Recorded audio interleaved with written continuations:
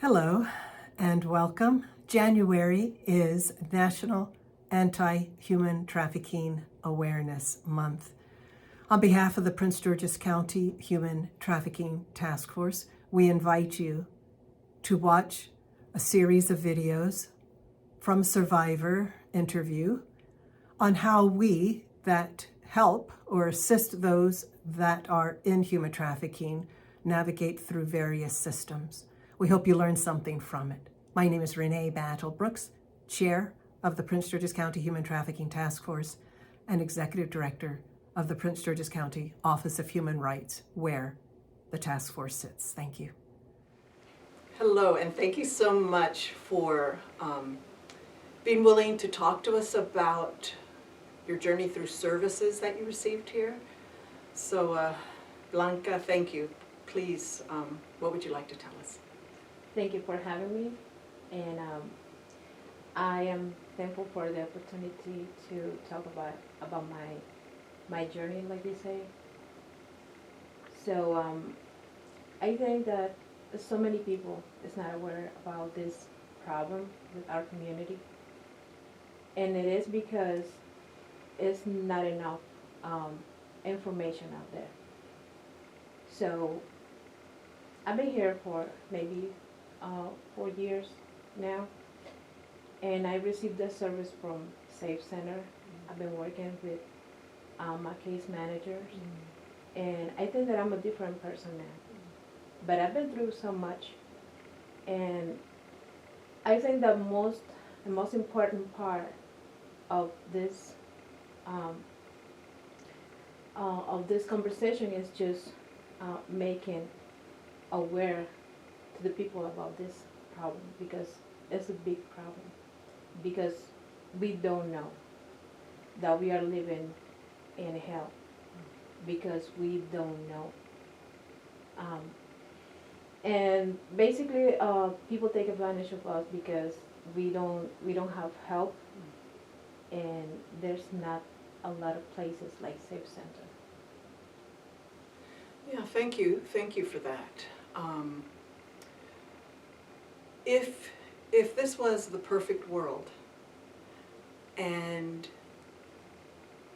we would have to do exactly what you say to help others, what would your advice be to us as those who are, let's talk first of all, community members? What would be your advice?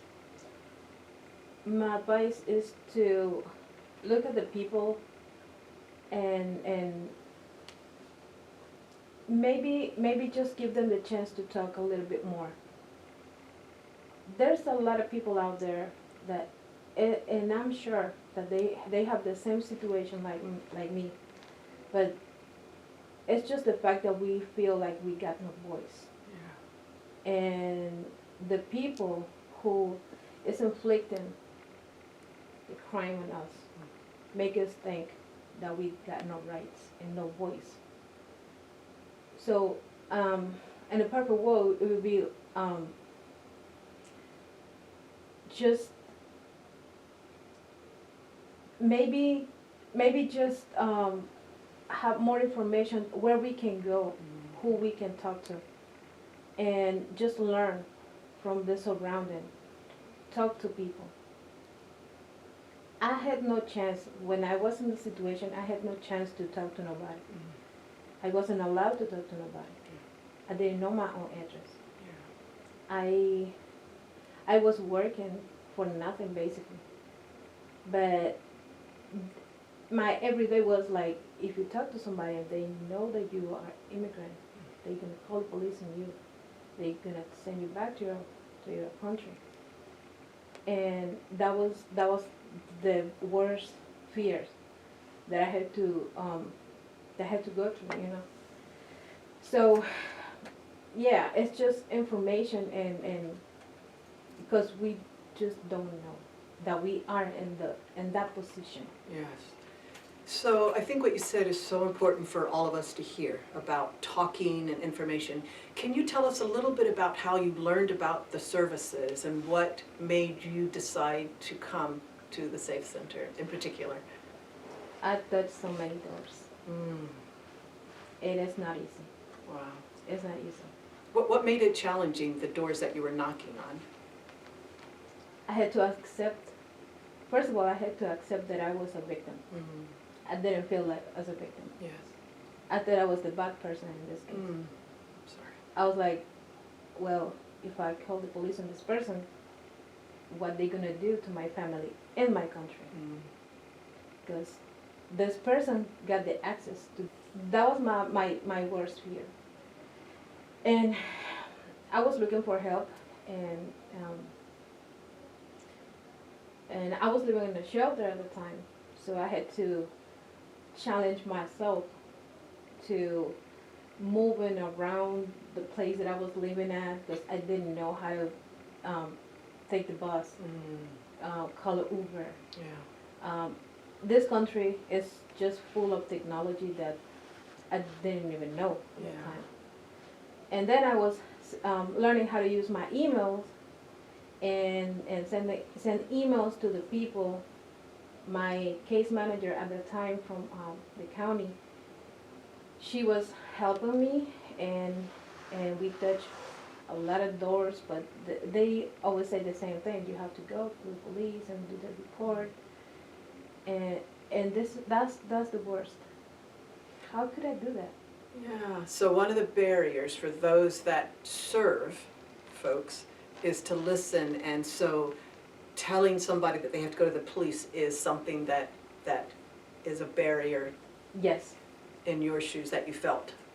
that was, yes, Yeah. that was a barrier, because they just say you have to go to the police and do the report. When you get the report, just come back to us, Mm. and we're gonna put you on a waiting list. So I feel like I had no hope.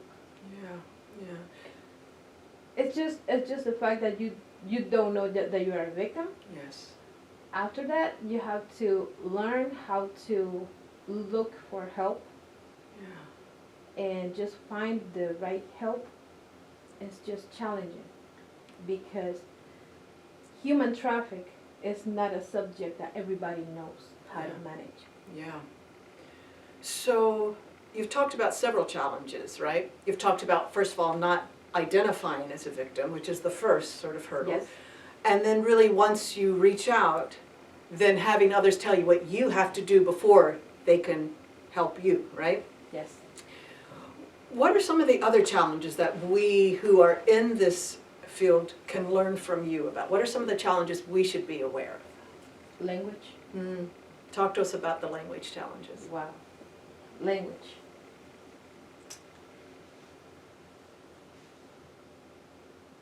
Maybe for people it can be a challenge, but for me, it was my motivation, my everyday motivation.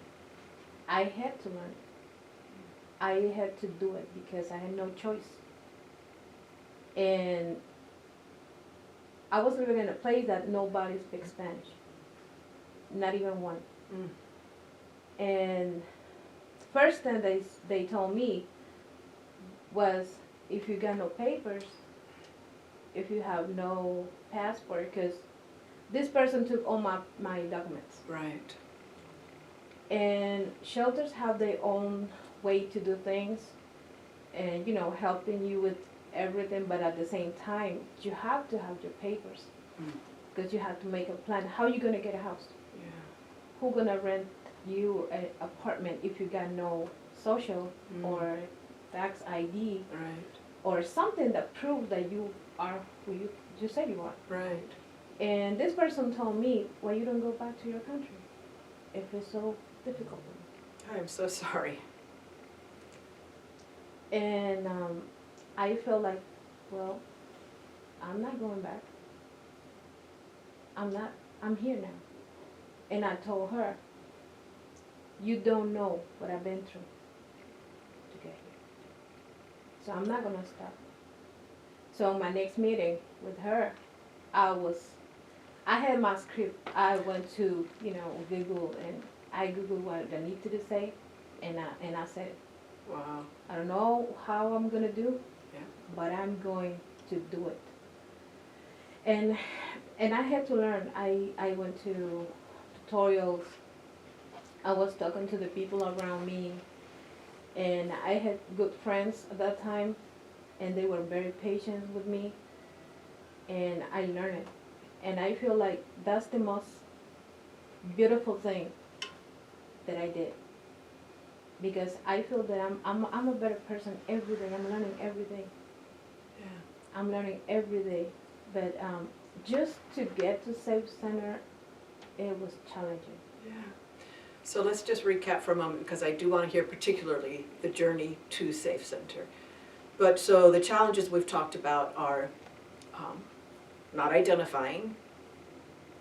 Then once you do, sort of what I would call the red tape, the bureaucracy, right? Not having documents, language, and then the last thing you pointed out is having somebody who works in this field that says something that is so inappropriate and is not understanding of what human trafficking is, and to say sort of those things is inappropriate. So in spite of all of these many barriers and challenges, here you are, you persevered. So tell us, how did you get to the Safe Center? I was looking for a lawyer to fix at least to have some representation of myself in this country. Because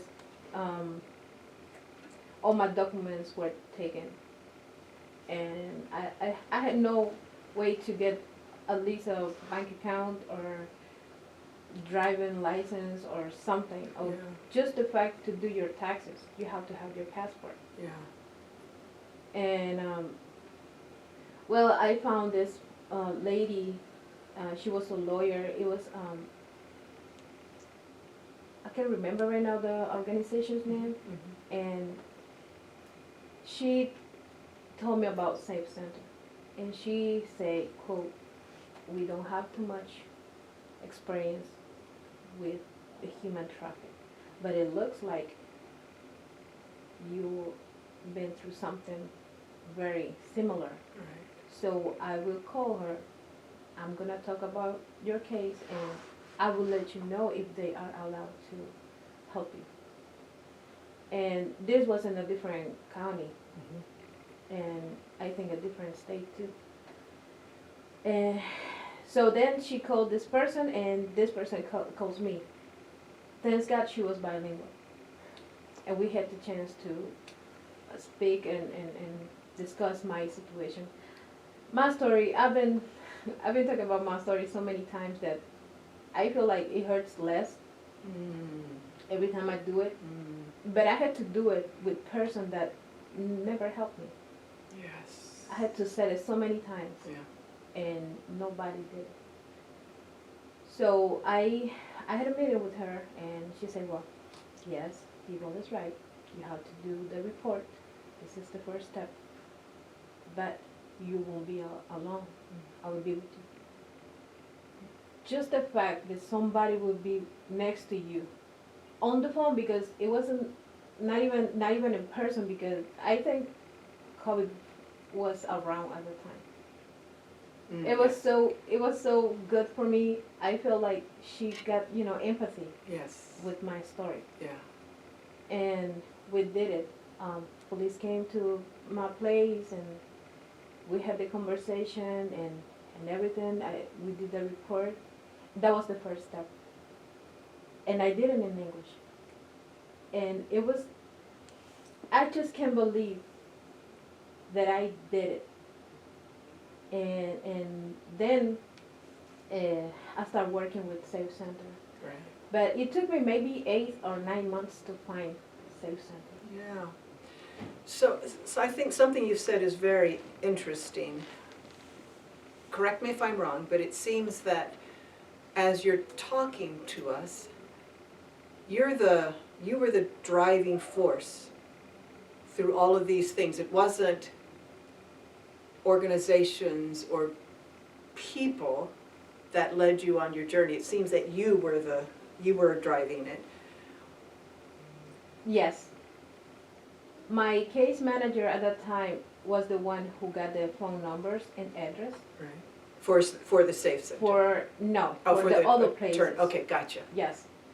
So I went to a lot of places, but always it was me.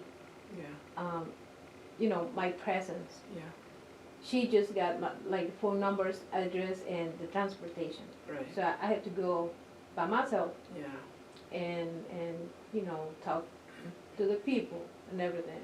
And maybe in the afternoon she calls me, how it goes? I'm like, well, they don't, they say that I have to do this, but I don't know how that works. Well, let's find another place.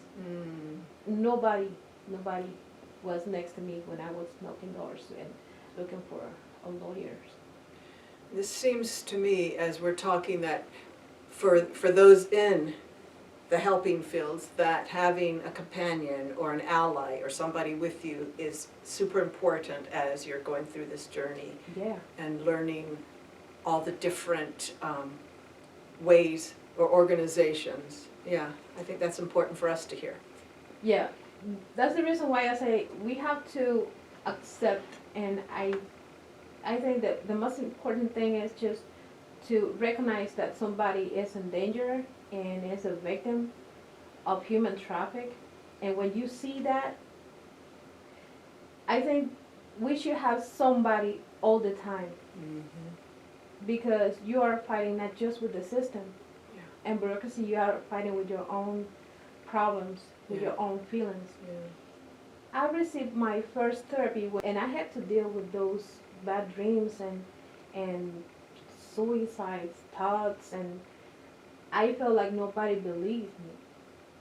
So I felt like, well, I recognized that I was a victim when the police came to my house. Right. And they said, yeah, Right. it is. You're Yeah. right. I was so relieved. I said, yeah, I'm a victim of human trafficking.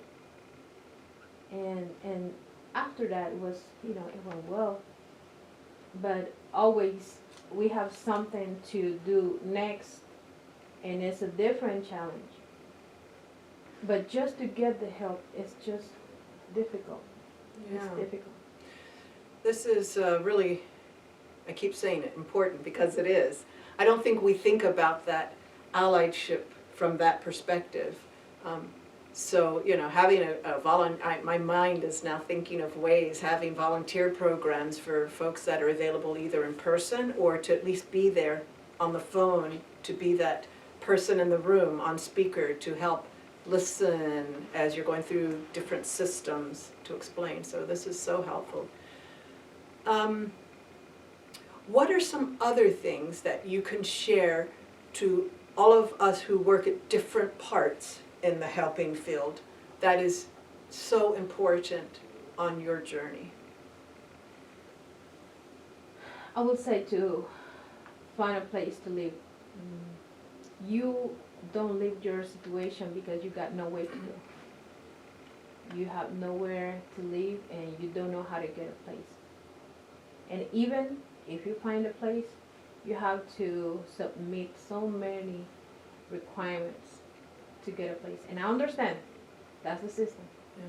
But just imagine that if you have to go somewhere, something that happened in your house, you're not gonna find a place the next day. Yeah. And I'm talking about somebody that born here. Yeah. Yeah. Just imagine that you got here, you live in something so painful, living with somebody that hurts you every day, Yeah. and you want to go, Yeah. you have nowhere to go. And it's difficult, it's just awful. And I got to that shelter because I feel that I'm blessed. And I got to the shelter, luckily, but at the same time, the shelter push you to find a place to go. Every week you got this meeting. So what do? You find something? You look in Craigslist? Do you go on Facebook? What did you do? I'm like, well, yeah, there's a lot of places, but I'm not the person that they're looking for. Yeah. They don't look nothing for you. You have to do it. And just a place to go, maybe And then when you get the place, you don't have like a job, like a regular job. You have to work with somebody that hire people like you. Mm. And sometimes you got no job because, you know, jobs come and go too. And because you got no papers, you got no right. And so then I received the help, thanks God, Safe Center. And they helped me with food, rental, and but also with that, the process, sometimes, most of the time, it takes a lot of time. Yeah. So we have to work on signing papers, talking with the landlord, then we have to wait for a check. And the landlord don't understand your situation, so I had to explain my situation to my landlord too. That doesn't seem fair. So, he understood at that time, so my case worker, she is an amazing person and I am so thankful with her. Mm. Karina, Mari, Vasu. I got no words to say thank you to everybody. Yeah. They were for me all the time. I know it's not on them. I know if they can, they should give me the check, you know, next day. Right. Right. But there's a process. Right. There's a process. I cannot change that. Yeah. Yeah. But I feel like in a perfect world, if somebody needs rental assistance for some reason, just speed up a little bit the process. Because we have to hear so many things from your landlord, like, well, are you gonna pay me or not? You said you got a job. So I had to say the truth. I had to say and tell him my story once again. Well, you know, I'm working with these people because this and this happened. And also I think that nobody talks about the trauma on our kids.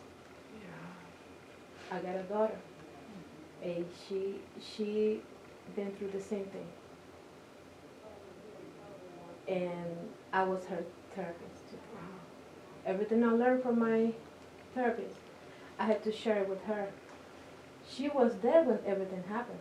Yeah. Nobody asked me, Yeah. like, do you need help for your daughter or something?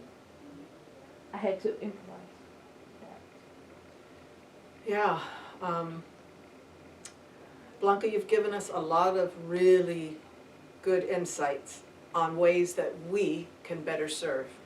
And this last point that you made is really important because you're right, we don't think about the kids, right? We think about you as being the person that is coming for help and not always recognizing that, you know, there's a ripple effect. Yeah, Yeah. yeah, she saw everything.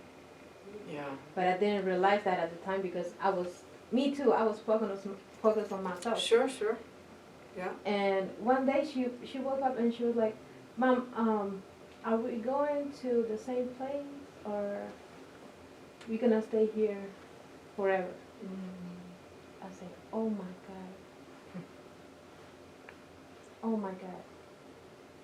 We had so many sad Christmas. And I had to talk to her in a way that she can understand what happened and what had happened.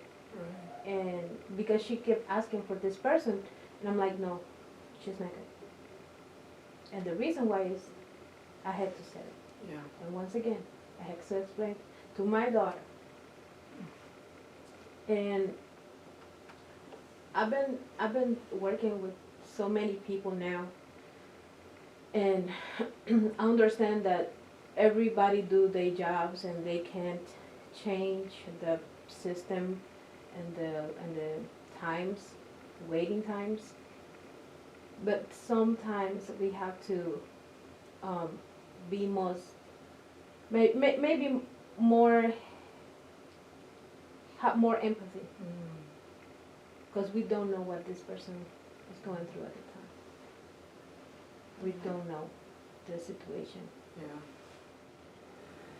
And Blanca, if you could compare the beginning part of your journey to now, is there one thing that sticks out as being something that has made the most difference? The most difference, I recently got my visa, and my daughter too. I'm working in a good place. I enjoy what I do right now, and that changed my whole life. It gives me more hope. My lawyers, they are amazing too, and I know I've been patient, but now I'm a different person. I feel like everything that I've been through, it changed my life. The people that work with me changed my life, but now I'm allowed to do so many things, and I feel so happy that I got the chance to work and have voice. I feel like I have voice now. Yeah. I'm about to be a supervisor, I love it. and I'm a bilingual person, so I feel so proud of myself, Yes. and I'm just thankful with everything. Yeah. Well, we want to thank you so much for sharing with us your journey through the various systems and the process, and for really highlighting for us what we can do better. I want to end on a positive note, and you did give great thanks to your caseworker here at University of Maryland Safe Center. But if there's one other positive thing to share with those who are working in various systems, what would that be? Maybe don't ever give up. There's a lot of good people out there, and just have faith, and everything is possible. Everything is possible, and don't let nobody take advantage of you, and don't be scared of nobody, and talk, speak up about whatever is happening right now. Maybe when we are in that situation, we don't see it, but there's good people out there too. Yeah. And if we work together, we can change a lot of lives. Perfect. Thank you so much for spending the time and for being willing to share your journey. Thank you so much. Thank you, Blanca.